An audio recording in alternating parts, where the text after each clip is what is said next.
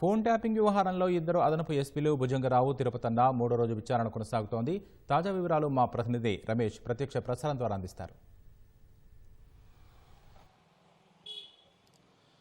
Phone trapping వ్యవహారంలో ఇప్పటికే ఇద్దరు అదనపు ఎస్పీలను కస్టడీ తీసుకొని విచారిస్తున్నారు. ఈరోజు మూడో రోజు ఇటు భుజంగరావు, తిరుపతన్నలు ఇచ్చిన వాంగ్మూల ఆధారంగా మరికొంతమందికి కూడా నోటీసులు ఇచ్చి విచారించడానికి కూడా దర్యాప్తు బృందం సిద్ధమైందని కూడా తెలుస్తుంది. ఇప్పటికే ఈ కేసుకు సంబంధించి కూడా తాజాగా మొత్తం 4 పోలీసు అధికారులు అరెస్ట్ కావడంతో కూడా ఒక సంచలనమే రేపిన సంగతి తెలిసింది. అయితే దీంట్లో రాధాకిషన్ ఇచ్చిన వాంగ్మూల ఆధారంగానే మరికొంత ఇటు ఆధారాలకు సంబంధించి ఇటు భుజంగరావు, తిరుపతన్నలు చేసిన ఎస్ఐబిలో పనిచేసిన సమయంలో వారు ఇచ్చిన ఆధారాలకు తర్వాత వీళ్ళు ఇచ్చిన ఆధారాలకు సంబంధించి కూడా ఒకసారి క్రాస్ చేస్తున్నారు. మొత్తం west zone DCP Vijay Kumar ఆధారంలో కూడా ఇదంతా దర్యాప్తు కొనసాగుతుంది. దీంట్లో అనేక మంది కూడా ఆరోపణలు చేయడం జరిగింది. ఇప్పటికే ఫోన్ ట్యాపింగ్ ద్వారా కూడా కోట్ల రూపాయలు అక్రమంగా కూడబెట్టారన్న ఒక ప్రధాన ఆరోపణల నేపథ్యంలో ఈరోజు కొంతమంది పంజగుట్ట పోలీస్ స్టేషన్కి సంబంధించి కూడా ఫిర్యాదులు ఇచ్చేందుకు కూడా సిద్ధమైందంటూ కూడా తెలుస్తుంది. దీంట్లో కేవలం ఫోన్ ట్యాపింగ్ మొదటగా ఫోన్ ట్యాపింగ్